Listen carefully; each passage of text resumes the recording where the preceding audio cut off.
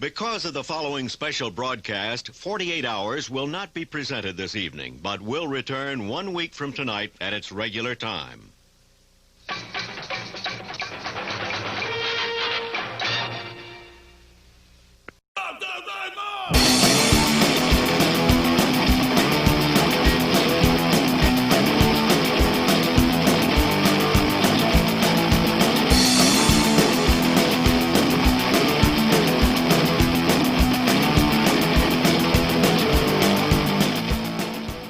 Welcome back to the IWAR Renegade Tubecast. I'm your host, Matt Riley, and with me tonight, special guest co-host.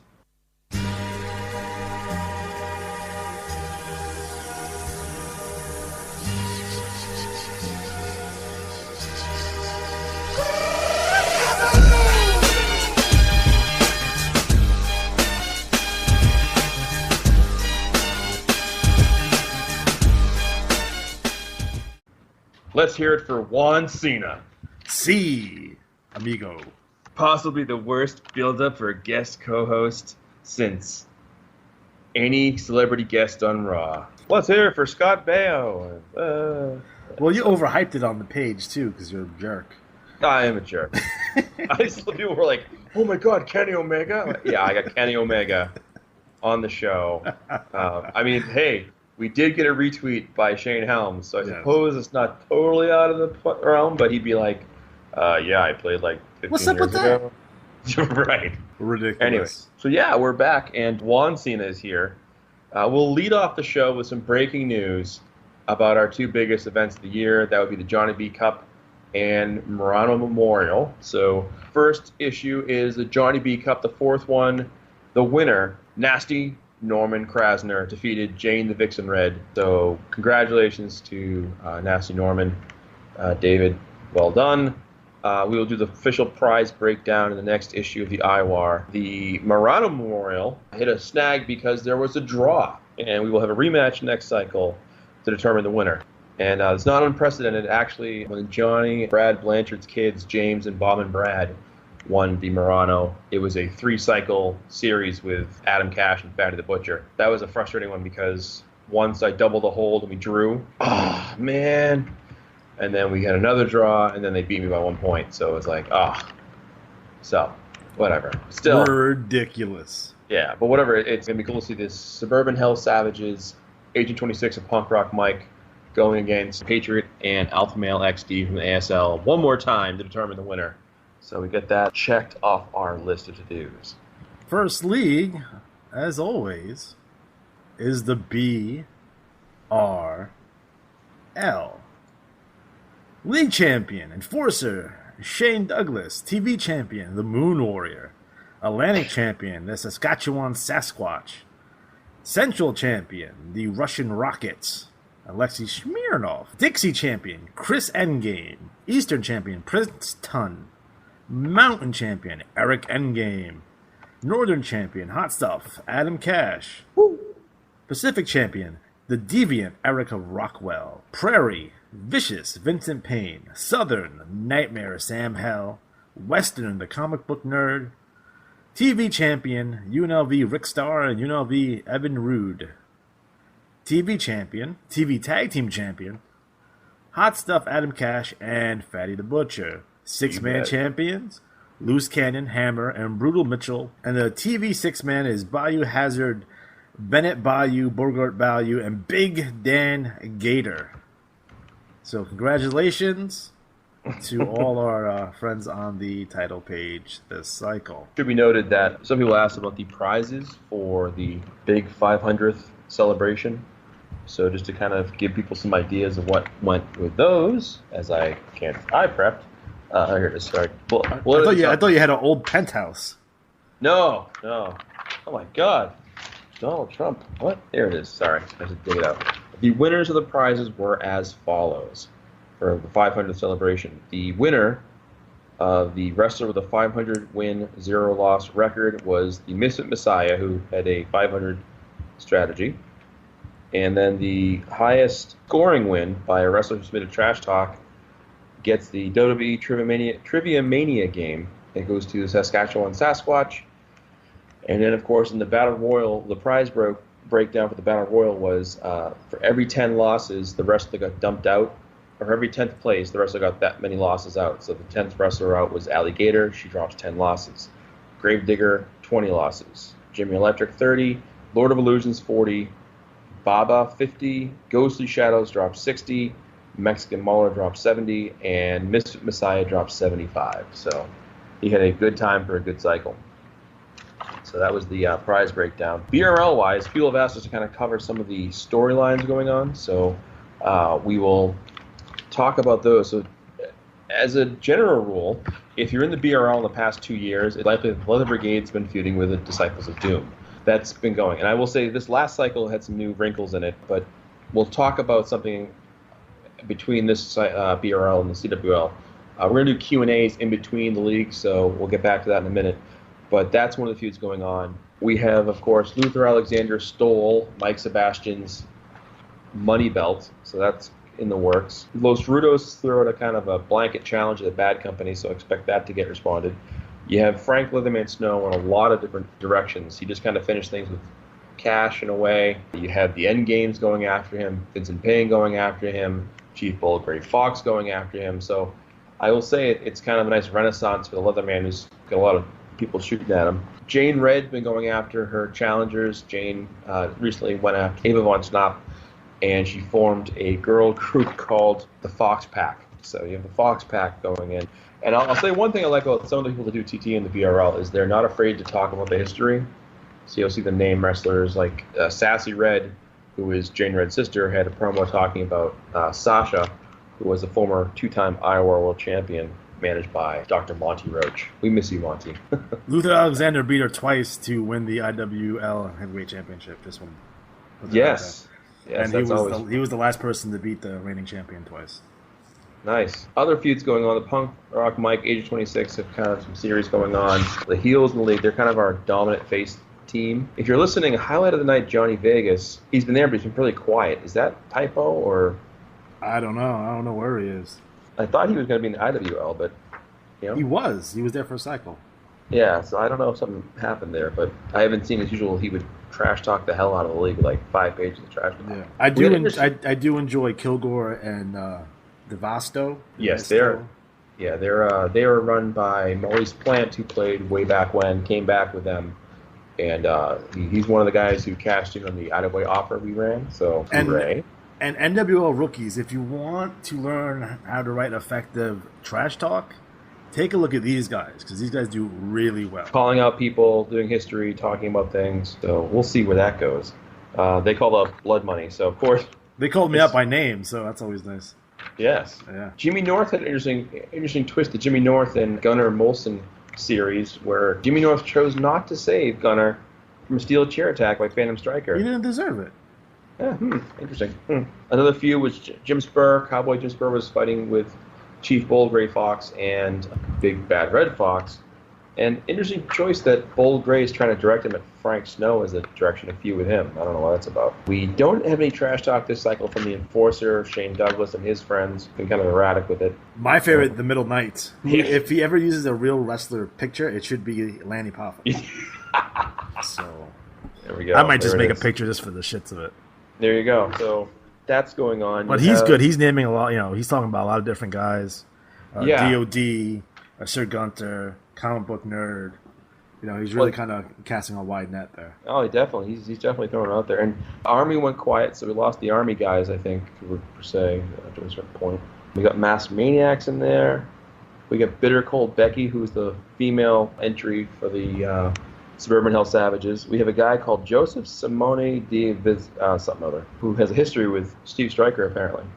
We'll see. Is Liberty Monroe related to the other Monroes? Is a question of mine. Yeah, I'm pretty sure, because she in her TT last cycle mentioned about family heritage, because she mentioned Ava Von Schnapp. Nice. So yeah, it's good. I will say for those of you looking at the bulletin, just a couple of things that happened. Sinister Steve Stryker and Mike Sebastian both listed as inactive.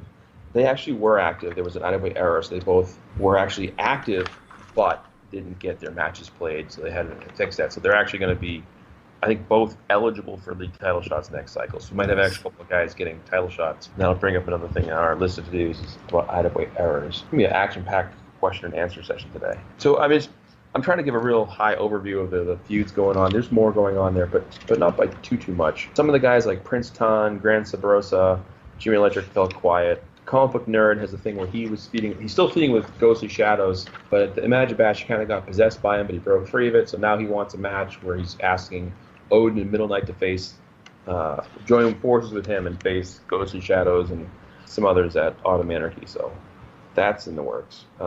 See, Adam Cash is trying to... I love the fact that I have Adam Cash announce that the Blood Money's going to kind of go their own way and do the singles thing, and now they're TV tag champs. Irony is thick. Yeah, they were 1 point off the league titles this cycle, so...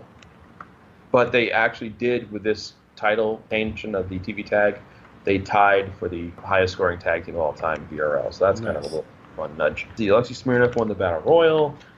There's a lot going on here, but it's just, I always feel like there's room for more. We have a lot of guys who are in here who do not TT. Yeah. Especially with the amount of active wrestlers you have.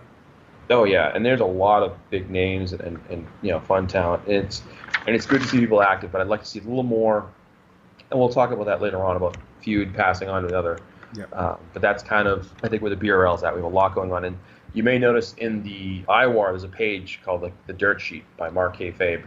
And we actually kind of recap the promos to kind of help let people know what's going on in the leagues because there's so much happening there. I think it was Jamie Davis or somebody was like, there's so much going on, just like your head spins. Yeah. Or Andy Koenig mentioned it. So that's the BRL. So our Q&A for this one is feuds, how to move on from a feud, how to move into a new feud, how to settle things and not keep these feuds from just going on and on and on. And I mentioned the DOD Leather Brigade feud. That's been going on forever, and it's just because I get that there's things people to feud with, but like outside of actually like Senior Lucha had a feud with Ghostly Shadows, where he actually just ended up leaving the league. Like outside of leaving a league, how can you end a feud? And I think the biggest thing, and it's in all the leagues, NWL, BRL, CRL, NWL, BRL, CWL, and IWL.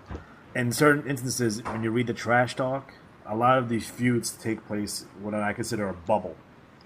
So You're focused on your one dude, you're feuding with him. Everything else that's going on in the league is like over your head. You have blinders on, you don't see it. So a good way to move on from a feud is to make sure that you're playing off other people that you're not feuding with. TT, mention them in a trash talk, or hey, listen, if you're attacking a wrestler, maybe someone else comes out and makes a save or makes an appearance. Make sure that you're using the full roster and all the tools at your disposal to making sure that your feud and your trash talk is weaving into the rest of the league. Like, for example, back in the day, Ric Flair, he would do a promo and he would talk about Ricky Morton, Ivan Koloff, Dusty Rhodes, Magnum TA, Rock and Roll Express. He was feuding with like 10 guys at once. Right. And if he attacked Dusty Rhodes, you would see like Barry Windham come out or Ronnie Garvin, Jimmy Garvin, the kind of encompassing everything that's going on in the league. And when you do that, that's a great way to move on to someone else. Maybe someone makes a save. Maybe, they just get in the way by accident and you glom them. Instead of, the same old thing where you just go out and attack someone for no apparent reason, or you have a alternate agenda or what have you. I think what happens in terms of trash talks a lot of times is that, all right, you get out of the feud with someone and there's no one else to feud with. There's nowhere to go. Right. And then you do a random attack on somebody kind of hoping that, they'll feud with you. And it's 50-50 whether that's the case or not, but you definitely run into issues there. So, cast a wide net, involve, other people from the league, other wrestlers, other managers, other, potential feudees, I guess you would use that word, to really, really cast a wide net. And someone asked me the other day, is like, what can we do better in terms of TT, like in the IWL? And I'm like, bigger. I want things to go bigger. Bigger write-ups, more pictures, bigger.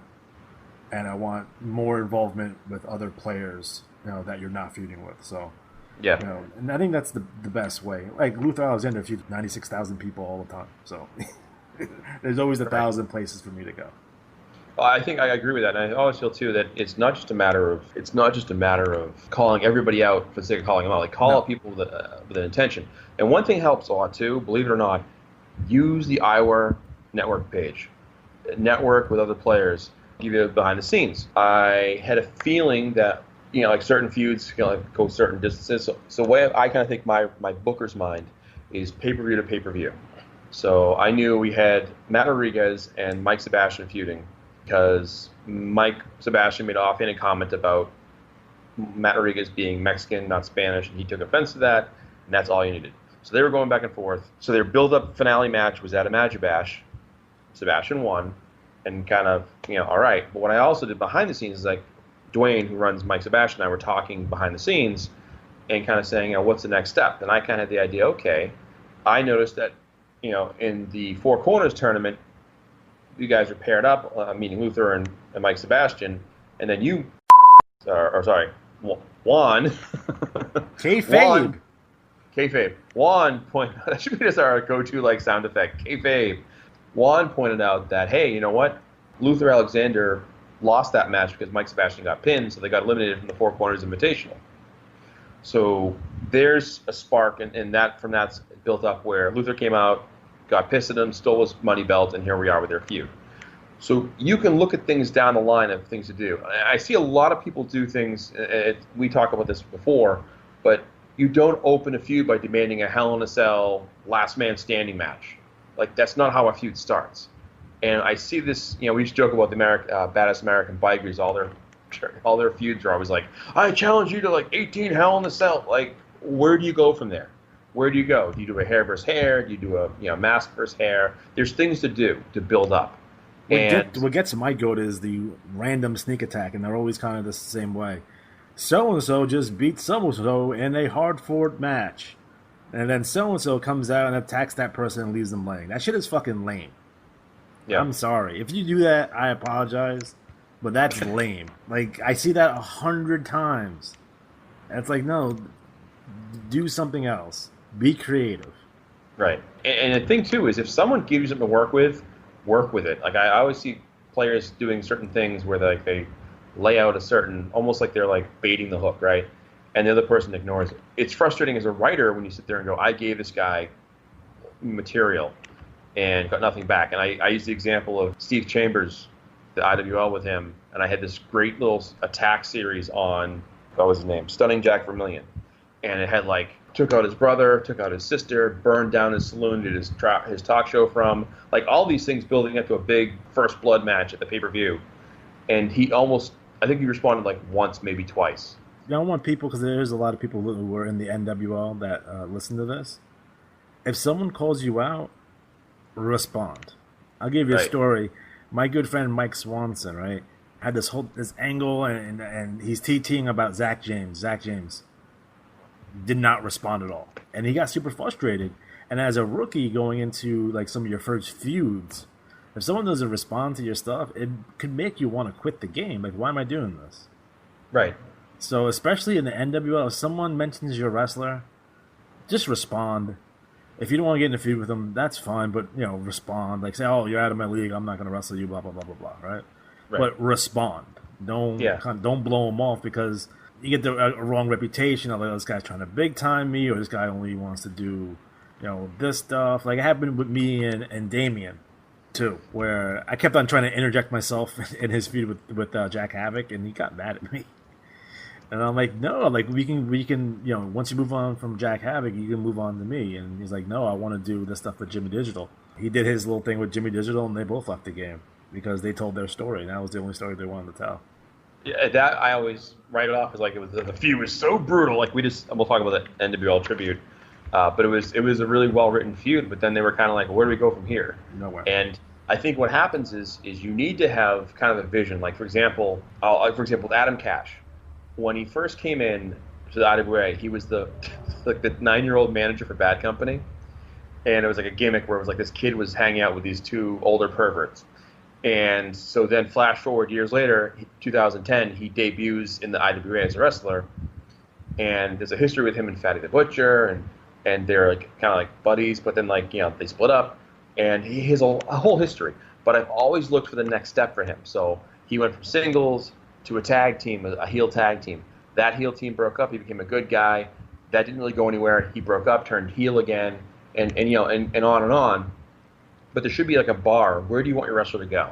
How are they evolving? If you have the same feud going on, I'll give you an example. Some feuds you can go back to, Rude Duty versus Luther Alexander. They're going to have a sequel to that because Luther, handed Rudy his lunch out of the blue. You can always go back with Jane Red. It happened with Neo Dragon. He left the game for a little bit. And Luther had taken him out. He thinks he's gone, but then he comes back as a surprise. And that's the thing too, is like if you the old line about I can't miss you if you don't go away, definitely falls into that territory of how are we going to go further from here or come back to here if you don't take time off. Like Chris Jericho came back, right? Well, he was gone for what, like 4 months, maybe 3 months? Yeah, it wasn't even that long. Yeah, but again, it gives that freshness. And I've argued for like wrestlers should have like breaks just to keep them fresh again, because some guys have been around forever. Like Big Show, I've said this. I think I've said this on the page that a lot of the top guys should go to part-time. So as far as feuds go, have multiple lines set up, and you can do things too. You can defer and say to somebody like, "You want a piece of me? We'll tell you what. You go beat so and so. You prove yourself to me, and then we'll talk." So you set that guy up in another direction. That's exactly what I did with Ricky. Right. So we had an exchange on the IWAR Network page. I'm like, "Oh, go win an NIT, and then we'll talk." Right. And that's the thing, is you set things up, a follow-up, and then move on. And the thing too is, if a feud's getting stale, like I'll give you an example. Like I get stale sometimes with certain wrestlers where I feel like I just have nothing to do with them. If you have other goals for them, you can kind of go back to that. So it's just something to think about. But we wanted to address this. You can do something as easy as, your wrestler gets injured, you change their name, and then you make your wrestler that got injured their manager for a while, and then you can bring him back. Down the road. There's a lot of different things you can do. So that was just kind of a thing we were talking about. I use the example of Mike Sebastian, Luther Alexander, and the Matt Rodriguez thing. So before we close the book or move on from BRL, I do want to talk about one thing real quick, and that is the player who came in, and he's a polarizing figure, a hated person. Controversy, fans! I can hear Tony Schiavone, controversial! That'd be one player named Matt Eunuch, and he is known as one of the bigger roster players in the game. Biggest roster player. The biggest now. But his trash talk this cycle in the BRL, he bid farewell. Now, I want to give some props to him because the BRL is a 6-limit wrestler league. He traditionally plays with like 20 wrestlers or more. I'm not sure exact number, but he plays with a lot of wrestlers in leagues. He not only came to the BRL, played in the limits, he trash talked, he had feuds, he did really well. He was competitive. He was one of the top 5 wrestlers this going year. I know he gets a lot of crap from people, and I've actually asked him to email before. He never has, but I'm not in the dungeon. I don't contact him. I don't know him personally. If he would have stayed in the league, he's a good possibility he may have won Manager of the Year. Yeah, he was up there. I mean, he was doing really well. But the point I'm making is that a lot of the time these leagues with limits get trashed or people complain, and he came in, did a really good job, and helped support the league. And I also want to say that over the years, there have been these players who have been essentially the IWA benefactor. Like Great Expectations, Pip's benefactor. Someone who helps support the game on a larger scale by their contributions. And if you don't think that's important, right now I'm working on a chart that kind of shows the activity in the league. Way back in 2014, I got every single bulletin and got a look at the entire league, the entire game. And now I've been using this IWA option to go green. You can go on their website and click on any league and see the actual bulletin, like this current cycle. So I've been looking at all the activity, where it's Battle Royal activity, cards, and active wrestlers. In the first 3 or 4 federations this cycle, there's about a 200-plus active wrestlers in each federation but Diamond, which is only off by 20 from 3 years ago. So, these big roster players help keep the game alive in a lot of levels. So a nod to them and a tip of the cap to Matt for playing in the BRL, not griping about it, and not only playing, but trash talking and having some good feuds. So his legacy, if you want to call it that, in the BRL will be that his wrestler, Queen Isabella, is a big reason why we have a female division for the IWAR Championship. So, and Jane Red. When it comes to Matt, again, like you said, he's a very polarizing figure. He gets a lot of heat, and there's a lot of people that play the game that don't like him. A lot of that heat is kind of self-inflicted on his own. But that being said, he came into the BRL, played by the rules, and did extremely well, and kind of showed everyone's like, okay, he's legitimate. I mean, there's the rumors that 300 wrestlers that he has on his roster and what have you, and a lot of guys might know him. He does the Kardashian gimmick too. He gets a lot of flack for that as well. But he came in here, he did extremely well. So Matt, the IWAR salutes you, my friend. There you go.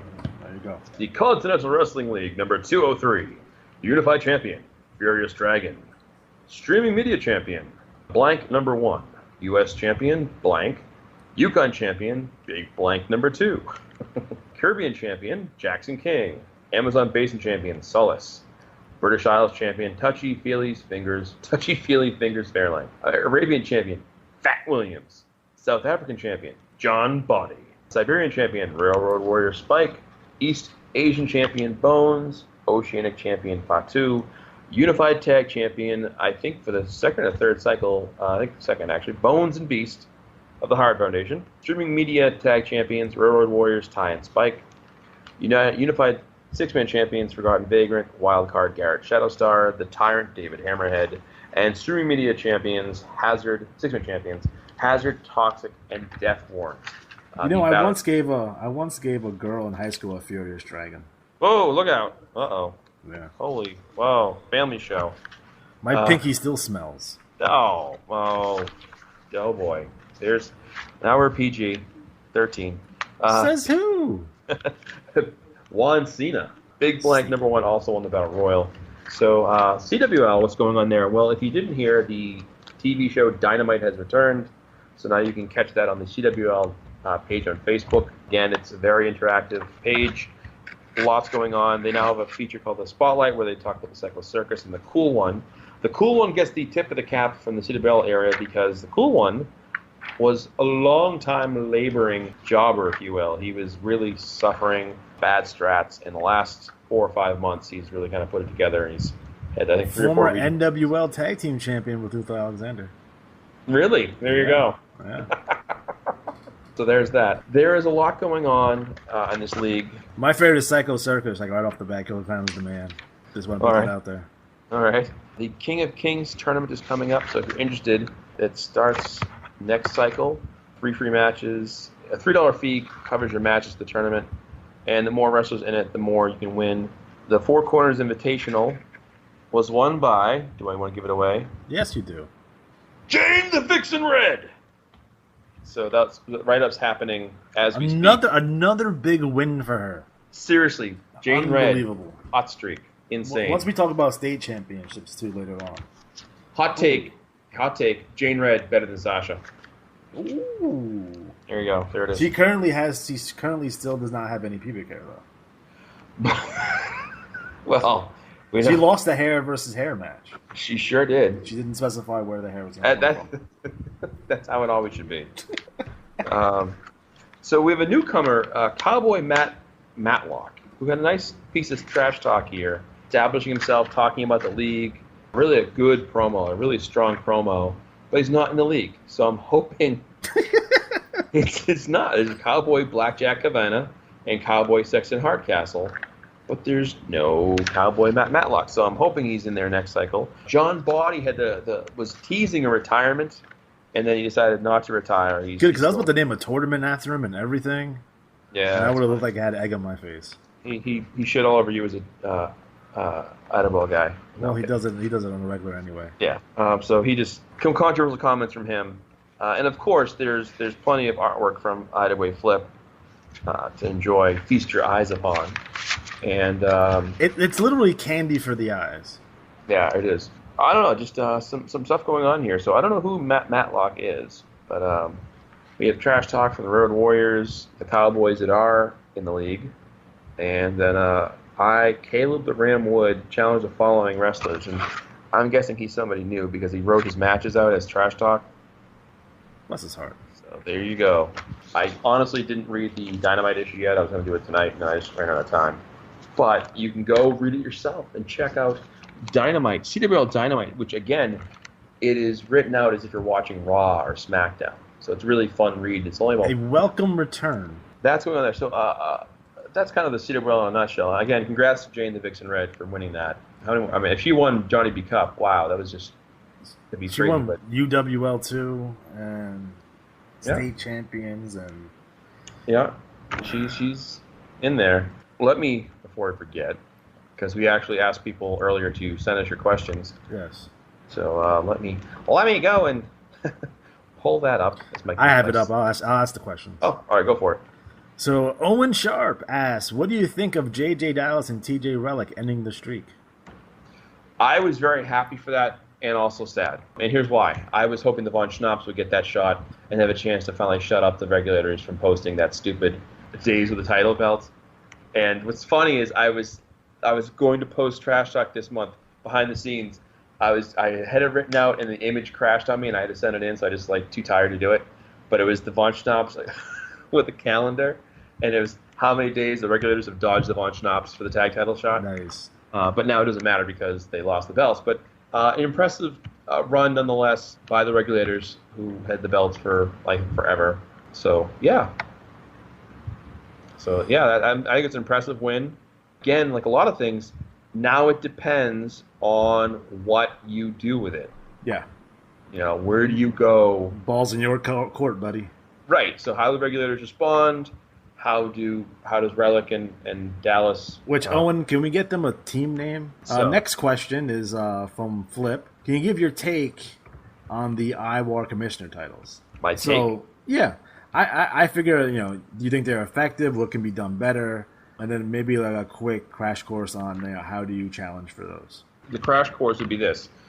Each league has a commissioner's championship. Now, that is determined by the commissioner, meaning what the titles are called, how they're defended, how you can challenge for them, if there are prizes attached. For the most part, most leagues don't have any prizes attached to them. We used to, but got to be a point where we're just getting really confusing for players. So the way we work in the BRL, I have a tiered system. So the tiered system is set up in a way that you have a global champion who is the top commissioner champion, and he is the person that's eligible to challenge for the IWAR Championship. The next championship down is the Intercontinental Championship, and then the Canadian Championship. And what I do is I rank the contenders by their 3-cycle average. So if you have a 495, a 500, and a 490, you'll have a 495 strategy average for 3 cycles. If you have the highest strategy possible out of the ranked wrestlers, let's say you're number 1, you'll get a shot at the global champion. If you have the 11th highest strat, you get a shot at the Intercontinental Champion. And if you have the 21st highest strat, you'll get a shot at the Canadian Champion.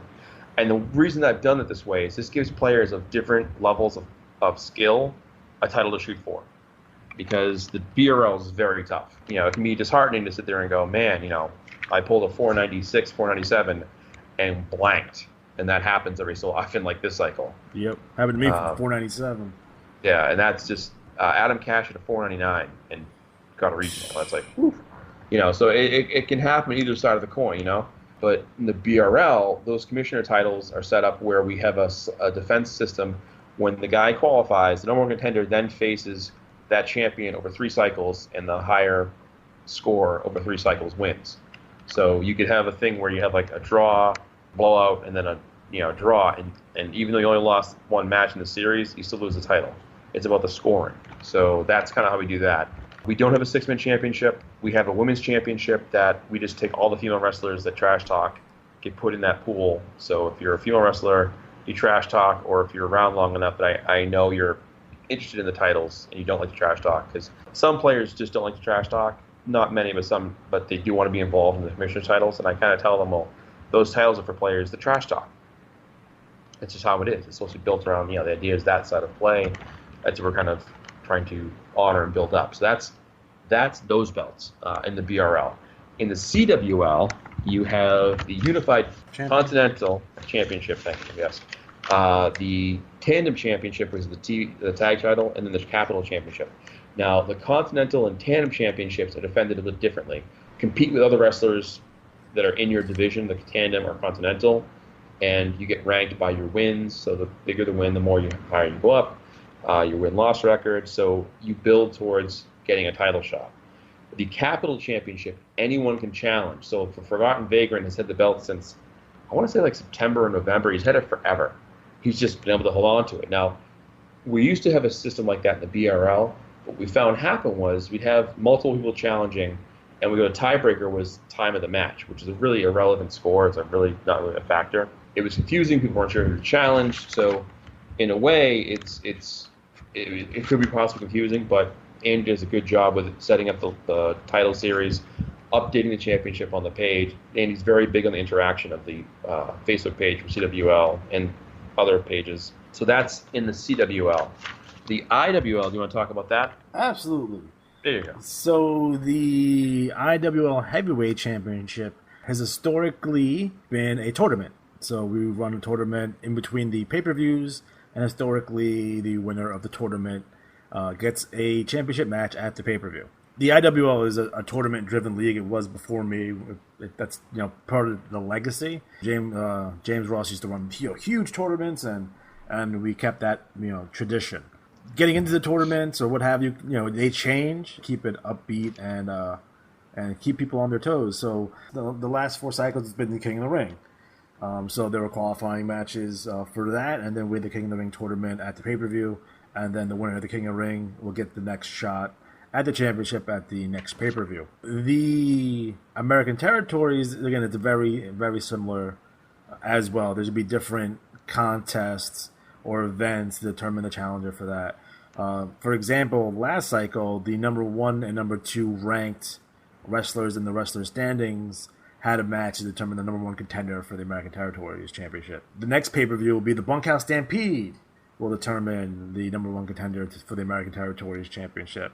And there's different ways to getting into that, and it's not standardized by any stretch of imagination. It's kind of basically, we're going to see where it takes us. So, Tag Team Championship is the 4-pack challenge. 4 wrestlers compete in the 4-pack challenge, and they get points for beating their opponent in the challenge, or winning the league or TV Tag Team Championship, or submitting trash talk and what have you. And then the person with the most points gets the next shot at the IWL Tag Team Championship. The World Southern Championship is what I consider a storyline championship. So, if you want a shot at the World Southern Championship, get in a feud with Mike Mason, and there you go. That's how that's going to work. Again, no 6-man championship for that league. Good. And then the NWL. NWL is probably the easiest of any of the leagues. Again, it's on purpose. The winner of the NIT tournament, which runs constantly, gets a shot at the national championship. The winner of the Willowick Classic gets a shot at the Rising Star Championship. And then we do a best-of-3 series to determine the number 1 contenders for the NWL Tag Team Championship. And there you go. So how do you challenge for the IWAR belts? The IWAR belts are determined in this fashion. So what we do is the IWAR champion defends against the commissioner's champion with the highest strategy over 3 cycles. So last time it was kind of a situation where we were having the belts. We got to back up a bit. We had to change the way the title was challenged for, because we were running into a problem where every event winner would overload the championship matches, so you'd have like triple threat, quadruple threat, and it was going to be getting really crazy. So we decided to change it and make it only the commissioner's champions can challenge the IWAR Championship, which really puts a premium on getting to the top of your league, the top of the rankings, winning the belts, and then challenging. So it's a really big road to get there. What we also do is no champion can challenge the belt twice in a row. So, for example, right now, Punk Rock Mike is challenging belts held by Ricky Kyle. Right now, Ricky Kyle is the IWAR World Champion. He's in a series with Punk Rock Mike. I won't give away who's winning or losing the series. I want it to be more suspenseful. So what we'll do after 3 cycles is the higher average of the two champion, or champion and challenger, will be the new champion. So that's the IWAR World Championship. Once that series is over, the other 3 champions, which is going to be Continental, Heavyweight, and National, of those 3, whoever's the highest average strategy over 3 cycles will become the next challenger, new number 1 contender. And then what happens is, so that title series allows the rotation of the champions, and again, the number 1 contender really earns it by their performance. What we did to resolve the issue with people winning events and getting a title shot is we're creating the Revolution Championship. Now, the Revolution Championship is going to be determined by the winner of the 3rd annual ladder match battle royal, and that champion will defend against any event winner. So 4 Corners, King of Kings, Johnny B Cup, any kind of event winner out there, Bound for Glory, will be able to challenge. What the difference is, it's a 1-cycle challenge. So if you have a bad cycle and you lose your match, that's all there is to it, you know. But it's a little bit different way to defend the title. The IWAR Tag Championship is defended the same way as the IWAR Championship, where it's the number one contender out of the tag teams. No champion from the same league challenges twice in a row. Up in the air right now, the Army has it, and they're fighting the Russian Roulette from the BRL. The IWAR Six-Man Championship is a little more difficult. We've kind of left it out there to be determined.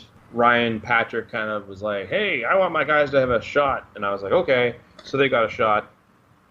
So I think we go highest point totals for six-man and the IWL and NWL. Oh, that mean getting a chance to challenge for it? Yeah. Yeah, I mean, I'm open. I mean, right now the Von Schnapps have it, and in theory they defended against the winner of this Triple D Cup. Yeah.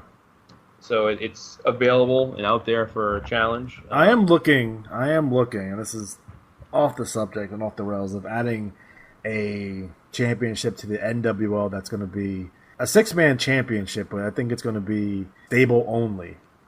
Okay. Because my next big initiative in the NWL is to get people into stables. And we'll talk about more about that when I talk about War Games. Has not finalized yet, so this is a little sneak preview of my mindset of adding a stable championship, which would run, you run six-man matches, but Freebird rules, you pick the three guys in your stable, and they can change, and that kind of stuff. So I'm still kind of working that out in my brain, so that could be a possibility down the road.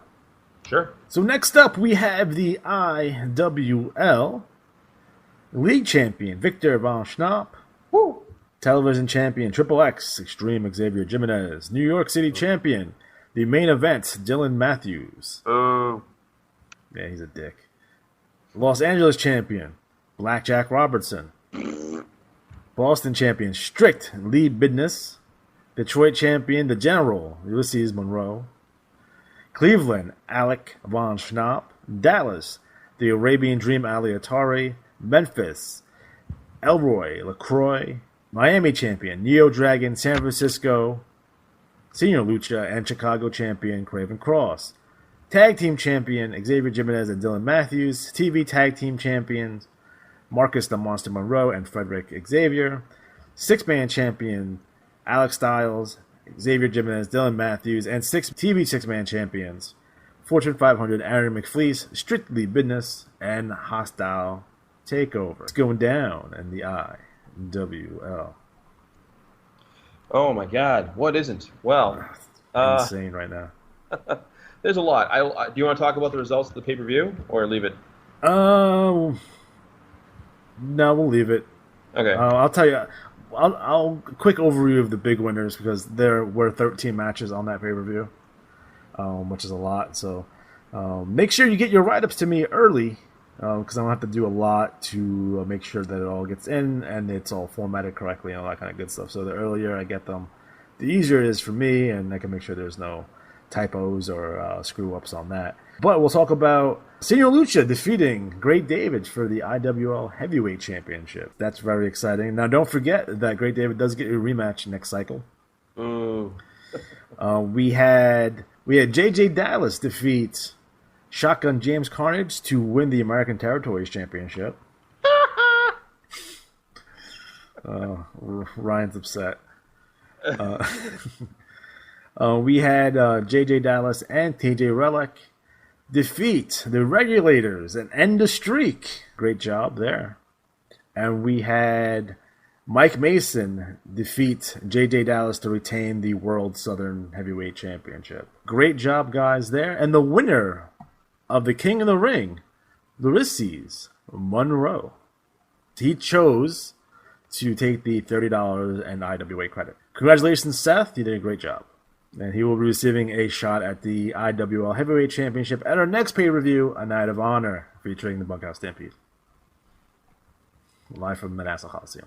So in terms of Trash Talk this cycle, again, hot and heavy, yet again, action-packed. Now, the bulletin size was 48 pages, which is actually the same size as the BRL. So just want to keep you guys abreast of that. So definitely, I will say this. The IWL has a much better feel TT-wise. There's more going on, more contributions, I feel, whereas the BRL has more What you got is a lot of different guys submitting trash talk instead of a few guys submitting a lot of trash talk.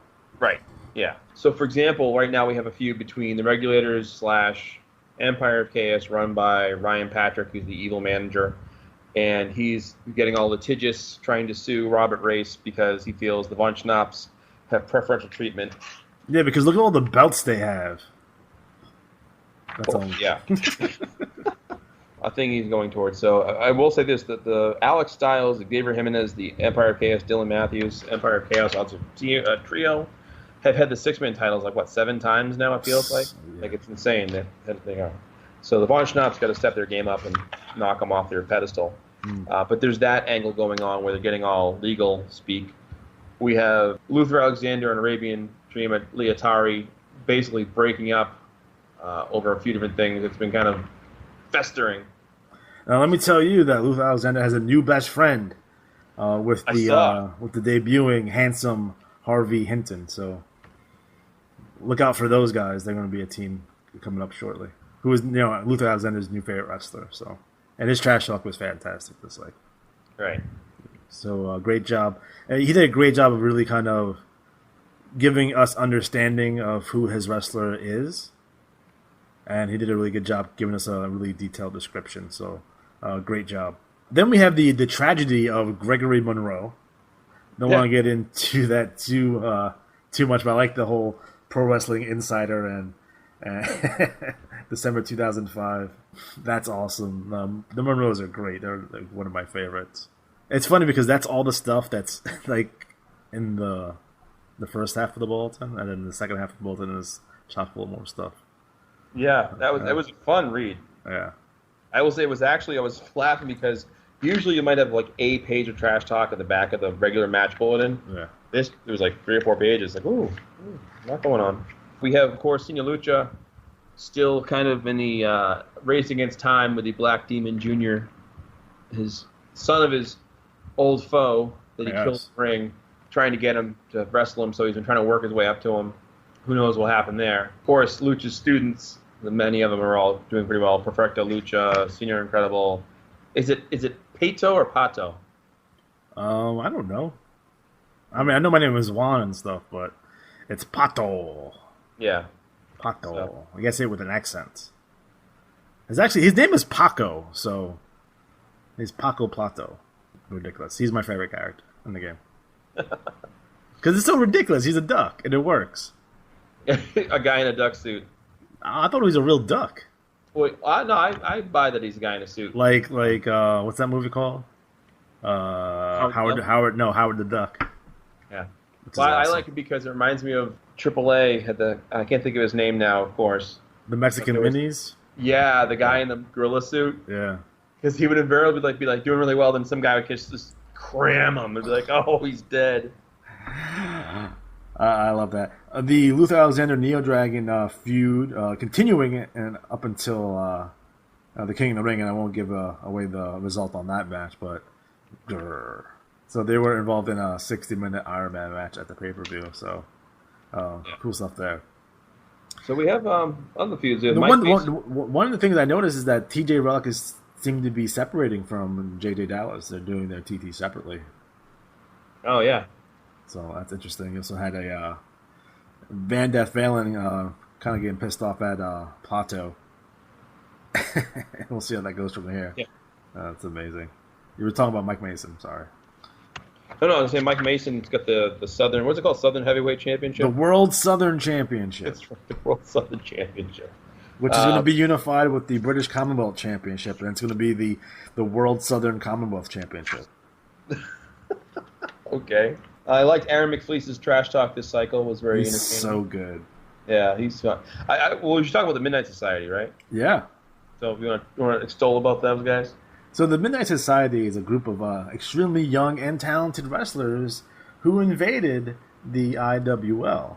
So you have the LaCroix, you have Relic and Dallas, you have Hostile Takeover from the NWL, you have Aaron McFleece, you have Winston Smith Jr., you have, I think that's it. If there's more, I apologize, but I can't. There's a lot of people in that stable, so it's huge. There is. So basically, they came in and made an impact right away. They won a bunch of belts. Last cycle, this cycle, they beat the piss. Last cycle, they beat the piss out of Neo Dragon. This cycle, they whooped Luther Alexander's ass. So these guys are very much like a Bullet Club, Young Bucks kind of, take tradition and shove it type of guys. Cocky, arrogant, but talented. And I think they're going to be a force to be reckoned with moving forward in the IWL. Yes. They're on the cover too. They are. Yeah. Jokes. Handling business, I like. Strictly business, not so much. I think he's a jerk. Who is supposed to be Strowman? That's Hostile Takeover. Okay. Yeah. He's the big man. And who's Winston? Paul London. The guy with the creepy hat. Okay. All right, that's we talk about this maybe another time too, but like establishing who your character looks like helps us a lot when it comes to trash talk and imagery use for the IWAR and other venues. Anyway. Moving on, we had Marcus the Monster Moreau. He's walking the ring and notice people sitting ringside wearing the same shirt. The shirt's in black and in white lettering it says, "Where's Gregory?" Fucking Marcus Monroe is crazy. He likes to wear KFC hats. Yes. So the funny thing about the Midnight Society attacking Luther, Luther comes down to the ring and introduces the TMS and takes credit for them and how he trained these guys in the NWL and how he's responsible for the success, and then they get pissed off and beat him up. Yeah, jerks. Yep. I don't like those guys. Those guys are unpredictable. I don't like Hostile Takeover's pants. I don't know why they're brown. He shit himself. Oh, he's a shitty guy. That's right. Well, there you go. I've been trying to find the sound effect of Braun Strowman's scream for his intro music. The roar to be my phone alarm. Or my text message sound. Oh shit, Braun Strowman texted me. Roar! So in terms of, when we talk about analysis for the trash talk, again, I'm always looking for bigger, badder, and better. The trash talk doesn't have to be a page of, shenanigans. Make the space that you have work for you. Make it colorful, make it stand out. Use pictures. Yes. I think we invented the meme trash talk, yes. Which is awesome. Try to translate some of the TT that's on the network page onto the actual paper bulletins because not everyone's on the page. You only have 100 members, so that's all we got. So there's a lot more than 100 people playing this game, so you want to keep that in mind. And like I said before, is make sure that you're kind of weaving in and out with the other players in the game, so it gives you kind of a soft landing spot when you finish up with a feud. Yes. Yes. All right, fantastic. So, again, make sure you get your King of the Ring write-ups to me. The earlier, the better. And perhaps on the next show, you can talk about the fallout from the King of the Ring. Yes. What's the Chaotix doing this cycle? Yeah. That Frederick Xavier is the fucking force to be reckoned with, I think. He is IWL Heavyweight Championship material, so I think it's going to be really good. Questions from the Q&A. There was a question just added moments ago. Was there? Son of a bitch. It's probably Swanson's dumbass. Michael Swanson Jr. Can we expect an IWAR-wide pay-per-view extravaganza in the near future? Something with a bit of a crossover, lots of NPCs from each league doing interviews and segments. Well, let's talk about the War Games then. Yeah, let's go into that. So the War Games is, I believe, the first ever IWL hosted event. Obviously, the BRL has an event. The CWL has an event. So I figured, hey, IWL needs an event as well. So we're going to do the War Games. So essentially is that it's 5-on-5 and they strive to survive. It's a War Games, a tournament to determine who's going to be the best stable in the IWAR. So all the stables are coming together. And they're going to do, 5-on-5 matches, and it's going to be bloody and gruesome and all that kind of good stuff. Again, for every team that's entered, it's $5 per team. That goes into a pot, and the winner gets that amount in IWA credit. And the really cool thing about this is that you can pick members from anywhere in the IWAR.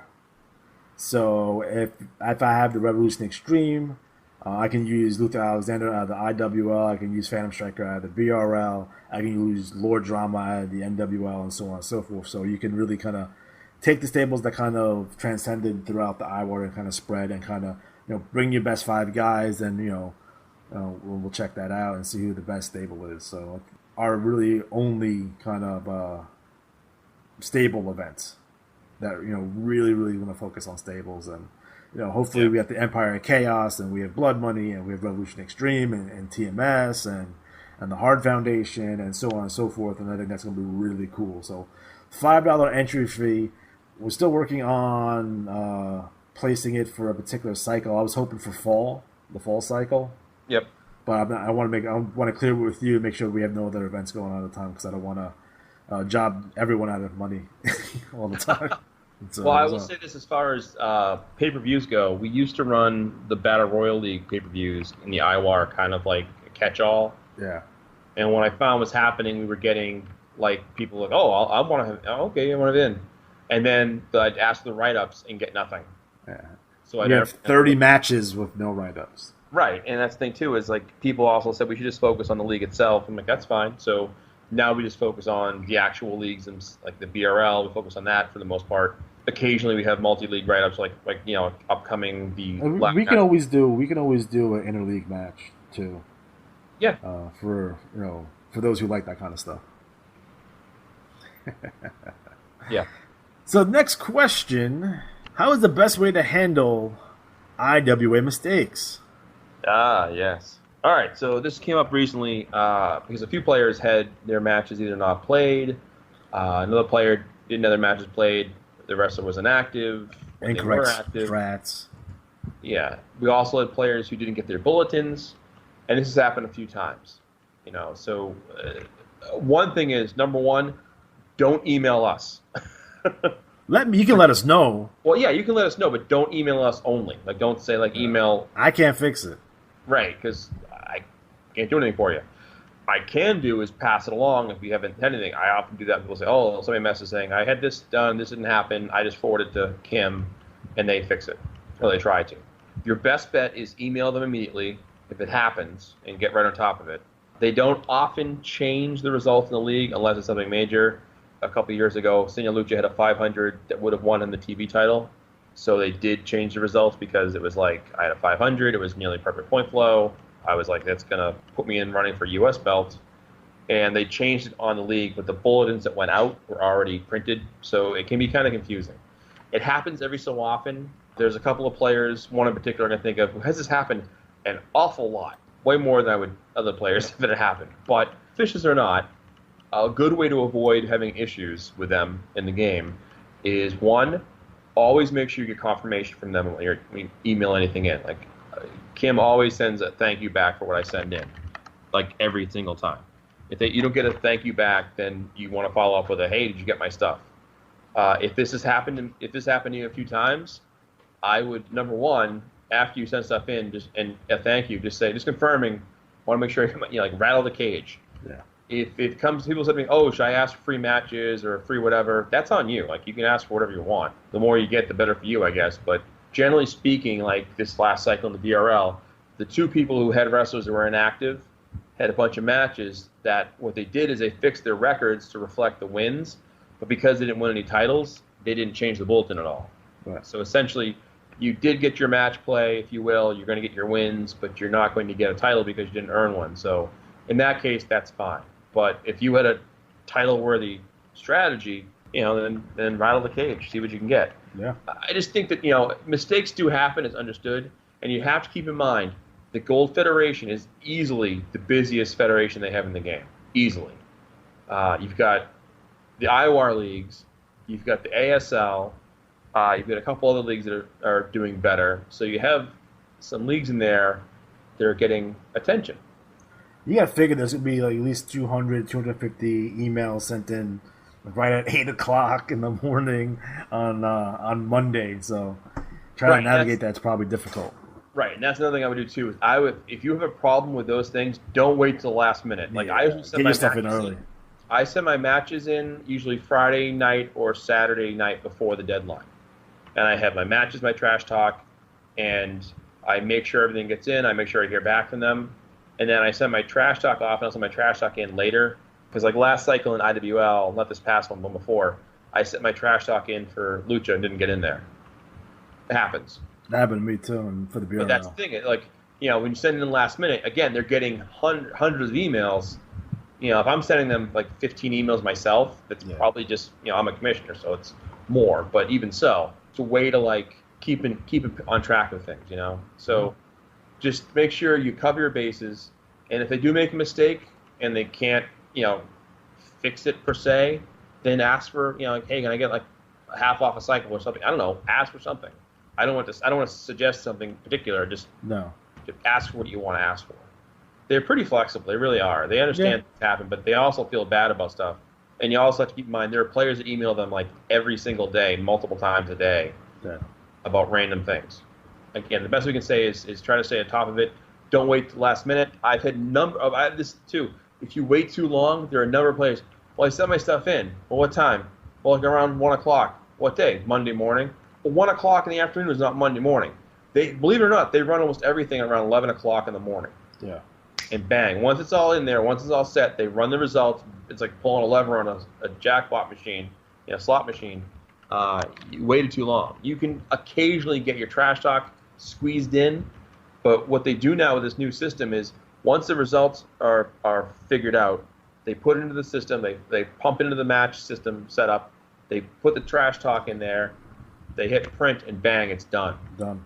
So don't wait till the last minute. I know it's a habit. Oh, I'll wait until Monday morning. No, just send it Sunday night. Have you finished trash talk? And today's the 5th. When's the deadline? Like in a week and a half, 2 weeks? Right. If you're done, send it in now. If you, for some reason, you finish your TT early, send it in now. Yeah, you for sure gonna get your stuff in. So don't wait till the last minute. And you want to talk briefly about the UNL? Ooh, the United Nations League. Well, the UNL is going to be the next big thing. I'm calling it now. All right, so if you like the LWL with 1 wrestler per manager, you're going to love the UNL, which has 2 wrestlers per manager, but is a spin. So when you make your 2 wrestlers, one of your wrestlers has to be an international wrestler. So someone from Japan, Europe, Asia, wherever. Lake right? Titicaca. Right, Mogadishu, wherever. The other wrestler has to be from the continental U.S., so Canadian, United States, or Mexico. So your 2 wrestlers are from 2, one's kind of a U.S.-centric and one's international. And that plays into the way the league's set up in a big way. I'm not going to give everything away. But what we have going on is a lot of fun with UNL.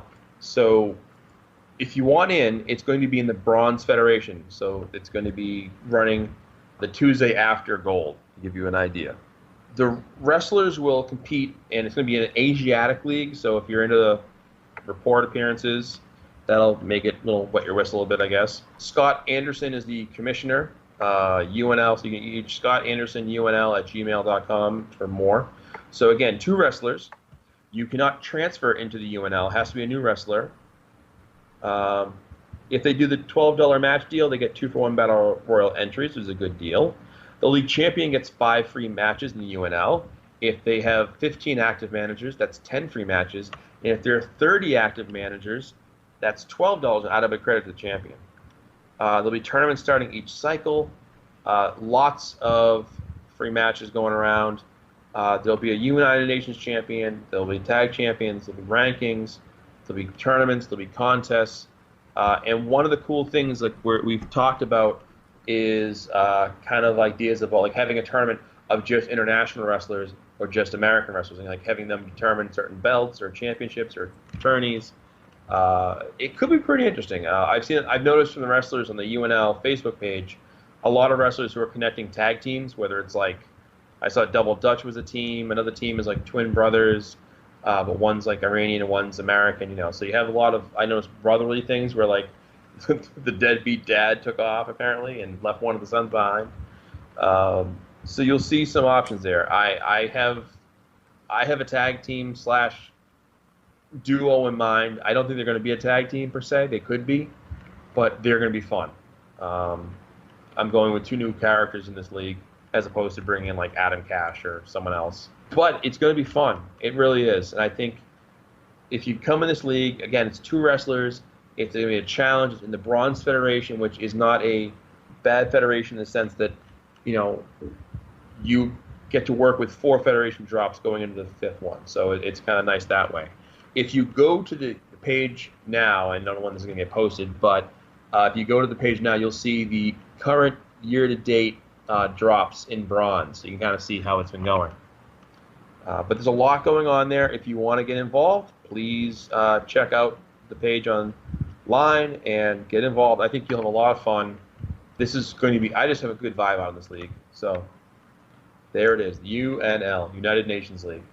And since we're doing plugs, you want to plug the ASL? Yes. The ASL, which is All-Star League, IWA's first league ever.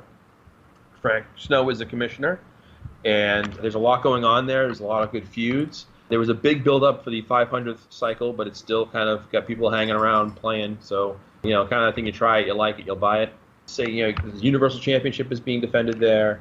There's a lot of history there. You have a lot of different wrestlers. There's, of course, the Leather Brigade, the Disciples of Doom, still feuding. But there's also a lot more than that going on. So I can't think of their names now. The jerks from the GWL. Jesus Christ. Rex Rude. I can't think of his stable name. Dangerous Alliance. There it is. Jerks. So check out the ASL. And the thing about the ASL, too, a lot of players from the Rookie League, the NWL, are intimidated to go to the BRL or even the IWL now because they're so competitive. It doesn't help that, of course, the last few batches of rookies out of the NWL have been really good. Yeah. So they're getting that much better. So if you're looking for a league to go into to kind of like, that in between, like to hone your teeth, so to speak, get better before you jump in, the ASL is there to give it a shot. It's in the gold, so you're familiar with the hold drops, you'd be familiar with the hold setups and what goes wrong. And I mentioned the BRL, Sassy Red, who is the sister of Jane Red, mentioned in her trash talk that she spent time in the TTL and the ASL kind of cutting her teeth and getting herself ready for the tougher leagues. So it's a good place to go to kind of like, build up a history, get some feuds going on, get some experience, and then when you jump into the bigger leagues, you're ready for it. It really is a big jump in competition. So check out the ASL and give it a thought. And again, one of the nice things now is you can go to the IWA homepage, go to the Champions page, and check out any league you want, any league in the game, and see what's going on there. And give it a look, and if you like it, send a wrestler over. I use it to steal ideas from other people. Or that. Ridiculous. All right, so speaking of the Rookie League, let's go into the NWL, the 100th edition of the NWL. That's right. Damn tootin'. That's right. Well, the league champion, Drunken Fisherman.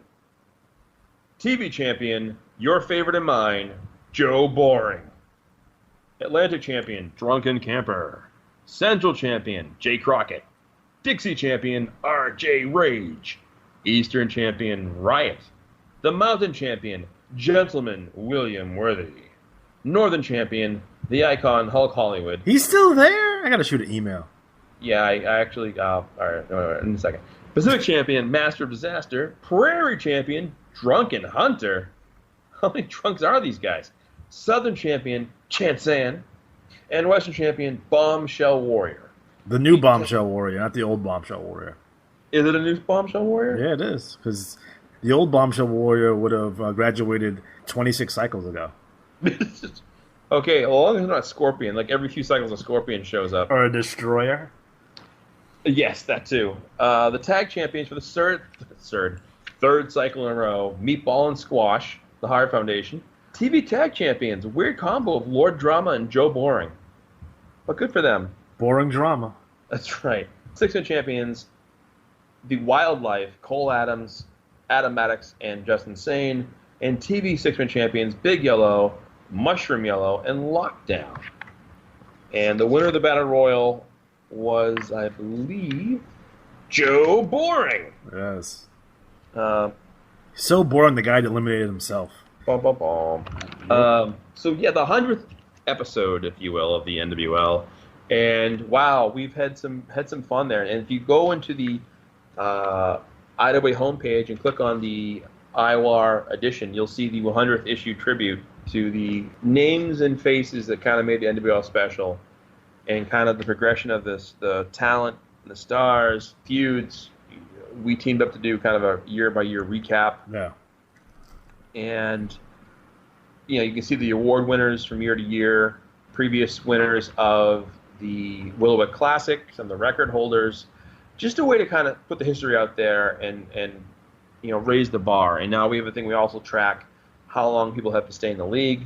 So it's a fun league. It really is. And I really hope players that come into the league now, we have some coming in who are returning after that IWA promo we put out, which last I heard there was over a dozen people that took up on it. So that's good. I don't know the final number, but if that offer is still floating out there and people are kind of buying in, that's a good way to see the game. And I really do feel what we have in the NWO is a really fun experience. We're trying to improve it. Kudos to Juan Cena on the new look report. Yes. Snazzy. I have a feeling IWA Flip had something to do with that. Pieces of it, yeah. Elements. I will tip the cap to the Captain Scrummy Challenge. Do you want to talk about that? Yes, the Captain Scrummy Challenge. That son of a bitch, who buried us in an article and didn't even take time to read any of the bulletins or any of the trash talks. So we took his wrestler and put a bounty on his head. We did a challenge where the person who beats him by the highest amounts got 5 free matches. Yeah.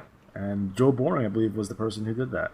Nice. Make sure you contact the IWA to get your 5 free matches. Actually, I'll do it. Also, in the works, special thanks to Gentleman William Worthy for bringing back the Teamster Challenge.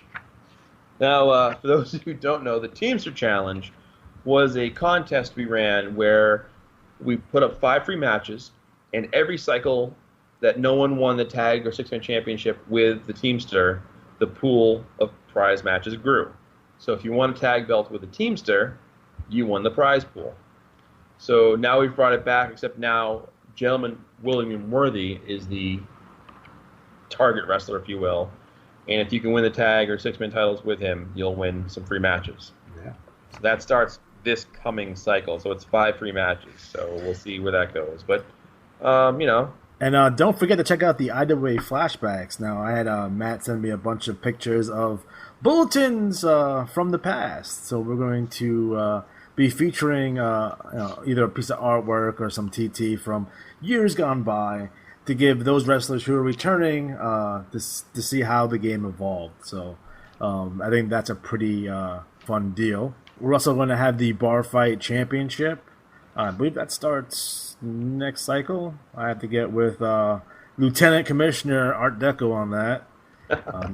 Essentially, it is a no DQ, full count, anywhere rules, hardcore championship, and you bring your favorite wrestler. It does start in cycle 101. So good luck for those who are going to compete for that. It is the former non-conformist championship created by Winston Smith Jr. That bum. Yeah, he smells like old taco meat. And I know old taco meat. There it is. Yeah, there you go. You're Juan Cena, of course you do. Of course, Olay. All right. Are you a Chipotle guy or like a Taco Joe guy? I don't generally go to taco. I don't like tacos really, unless I get like a plain taco. So if I get a taco, it's probably Taco Bell. I get steak burritos, but that's Oh, boy. me. I'm a burrito man. I like to double fist fucking burritos all the time. Yeah, I'm just a with double meat and lettuce guy. Nothing else. So there's our taco talk for the night. C. So do you want to go into the events coming up? Yes. So our next pay-per-view is NWO Conflict. So, based on a wager from Lieutenant Commissioner Art Deco and Luther Alexander, they're going to draft 2 teams. And this will take place live on the IWAR Network Facebook page. Those 2 teams will compete. It's going to be for the highest stakes ever in the IWA. Ever. God. Hey, it might be a good idea to get on Luther Alexander's good side and make sure you're part of his team. Right. Yeah. So that's going to be a fun event coming up. I'm actually working on the poster for that soon. Probably tomorrow, actually. More great artwork from Flip. Again, this guy is awesome. He's such a nice guy, and his stuff is fantastic. I mean, it's so vibrant and colorful, and it's easy to read, and again, a real credit to the league, and I'm really happy to have him. Then we have Jay Crockett. He's starting a new stable called Jim Crockett's Posse, or JCP. Is make sure that if he's going to be recruiting people for the JCP shortly. Then you have the Who's Hot, which always tend to be Hard Foundation guys. They're always hot. I think that's a setup. Ray, the Willowwick Nightmare, and Meatball and Squash. And Who's Not are the Wildlife of Adam Maddox, Cole Adams, and Just Insane. Lord Drama will defend the national championship against Chang Sang next cycle. And the Willowwick Nightmare defeated Adam Maddox to win the Rising Star Championship. What a jerk. Yeah, the Willowwick Nightmare. I wonder if he's related to the Willowwick Warrior. I don't know. The wrestler from the TTL. Oh, that reminds me. Yeah. A quick BRL note. I don't know who runs the Leather Warrior, but it's not part of the Leather Brigade. So there's too much leather as it is. There's this random dude, like an Ultimate Warrior type, who goes and attacks people, claiming Snow's the best wrestler ever, and is just like going off. And Frank Snow's like, I don't know who he is. So there's that. So we've seen a promo by the Martells. This is, since the IWA doesn't want to give us decent matches or title shots, we'll refer to other promoters. Mm-hmm. Lieutenant Commissioner Art Deco is going to attempt to reach out to these guys because they trash talk really well, but their strats haven't been the greatest. So we want to make sure they get the how to win an IWA, and we talk to those guys. Maybe we invite them to the network page. Yeah. That's the one thing I don't want to see. I don't want to see anyone get frustrated with their TT. And cause basically, my job as commissioner is to make sure that people stay in the game. Yeah. And the more people I get to graduate, the happier I am.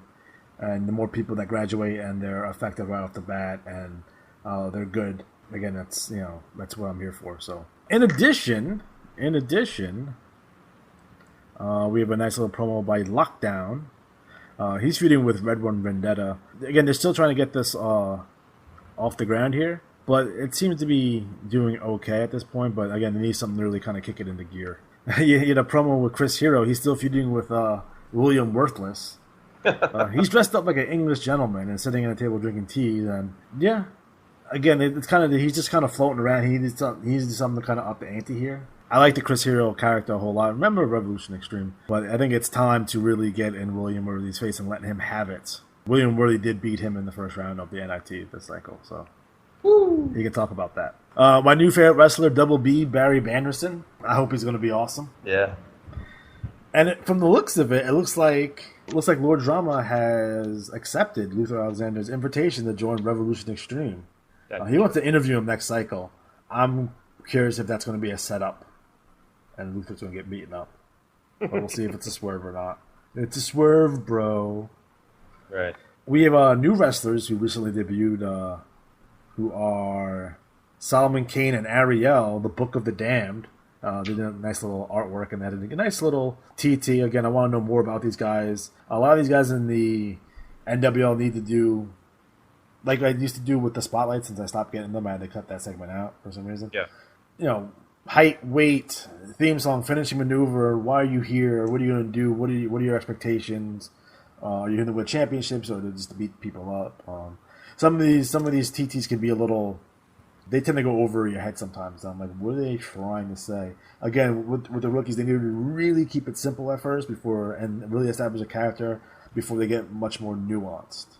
And then we have a promo by RJ Rage. He's currently in a feud with the Willowwick Nightmare.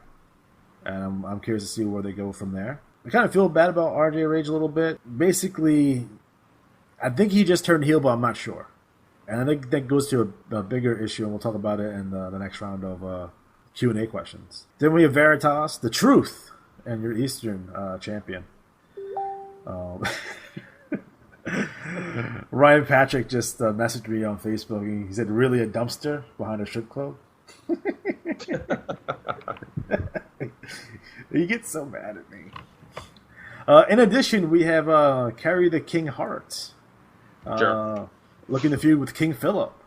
Now, I'll say this. The King is dead because Luther beat him at the last pay-per-view, so he's just filled to me here on out. So Yeah.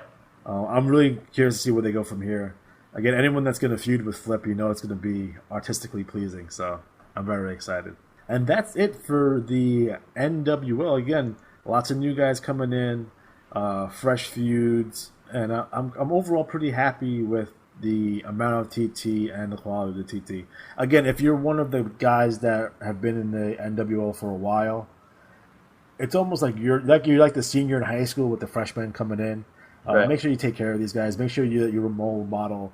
How to do TT. They'll learn from you. That's how they learn. They learn from the guys who are more experienced. Right. So just keep that in mind when you're writing your TT. All right, so the 2017 State Wrestling Champions. Now, the IWAR always does extremely well in the State Championship contest. There was one year where we had over 20 guys win it, so we always do extremely well. So in terms of IWAR wrestlers who won the State Championship, cheerleader Sassy Red, who won the Idaho, that's funny, championship. Chief Bold Gray Fox won the North Dakota Championship. He's from the BRL. We had Toxic from the CWL. Yeah. Cheerleader Sassy Red won South Dakota. Tennessee, Jane the Vixen Red. So overall, great job. Again, Robert Ratliff, or as I call him, Catfish Rob, does really good in these IWA wide events. He does a fantastic job. He's just so good at them. I have no idea why. He should tell me how good he is. Have you received a letter from him recently? Not in a little while, but give it time. You're due. You are due. So that's it for the NWL. Well, as you probably guess, Bailey, Kenny Omega, Shane Helms were not the co-host. No, it's Juan Cena. That's right, Juan Cena. You can't see me. Oh, we do have a question from Owen Sharp. Who are some of your favorite personalities in wrestling? Oh, I would say, okay, Kenny Omega, EC3. Okay. Actually, I ended up using his image as Adam Cash. Nice. If Adam Cash was a wrestler, he'd probably be EC3. I like the fact that they're good on the mic. I like Kevin Owens. I enjoy his stuff. He's funny. He's entertaining, engaging. The Miz. Always like The Miz. Yeah. I think he's a solid performer, and he's always good at what he does, no matter what he's doing. I will say I've liked Roman Reigns lately. His mic work's been way better. He's getting really good as far as embracing the heel aspect of his character. The lines he's dropping are really good. I think who else? Those are the big ones right now that come to mind. Mostly mic guys you might notice. I mean, there's certain guys that are good, but it's like Finn Balor is okay to me, but I don't really think he's like. In terms of personality, no. Yeah. AJ Styles has gotten better on the mic. Yeah. I know I'm forgetting somebody, but those are the biggest. What about you? Of all time, my favorite personality is Jesse the Body Ventura, because he's awesome. Current wrestlers, I would say the Young Bucks. I think what they're doing is fantastic. They're essentially, their gimmick is that they're smart fans that can actually wrestle. That's what I see their gimmick is, and they're hilarious. Plus, they're super nice guys. I got to go meet them. Let's see. In current wrestling, Chris Jericho. That list stuff is hilarious and awesome. I think that's about it for me. I'm not a big fan of Nakamura's his gimmick, but he's a fantastic wrestler. Yeah. Well, when he's not trying to cripple somebody. Well, yeah. That was bad. Yeah, that was bad. Bad News Brown. Yeah. Oh, and I still think that Bad News Brown should have been a WWF World Champion. So he was awesome. Bless his heart.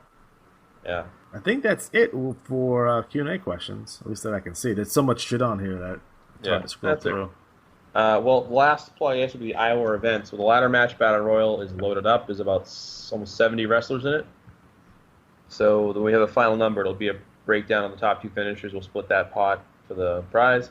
Bound for Glory 5 will be announced this coming cycle, and that's all merit-based, so the top ranked wrestlers get automatically entered in that. That's for a shot at the Revolution Championship.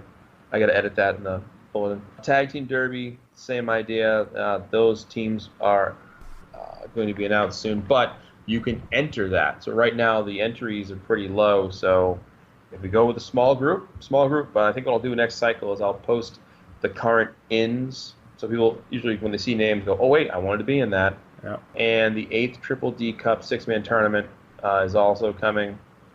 Of course, they'll have a title shot at the IWAR 6-man championship to take aim at. So there's that. Otherwise, I think that's the biggies right now. So yeah. Fantastic. Okay. So I just want to thank Matt for letting good old Juan Cena get the rust off. So thank you for that. The Renegade, the Tubecast. Yes. Yes. I will thank everyone for listening, sending their questions, and of course, go to the IWAR network page, get involved, interact, set up some feuds, rivalries, etc. And we are happy to build off that. Should mention that best of 7 series number 4 in the BRL. Jimmy North is a 2-0 lead right now in the series on Gunnar Molson. Both matches 1-point victory. The winner of that will get a shot at the Renegade Championship. So that's what I'm talking about. Formerly IWAR Championship matches are now Renegade. Revolution, not Renegade. Eventually, it's going to be the Renegade Championship. He's going to change it. Screw this guy, I don't care. Oh, and BRL note, the Autumn Anarchy pay-per-view is coming up faster than you think. So set up those matches, set up those rivalries, and get a match built up for the pay-per-view. So there's that. So, otherwise, I think we had a fun show tonight. Thank you for listening. Join us next time on another Renegade IWAR Tubecast.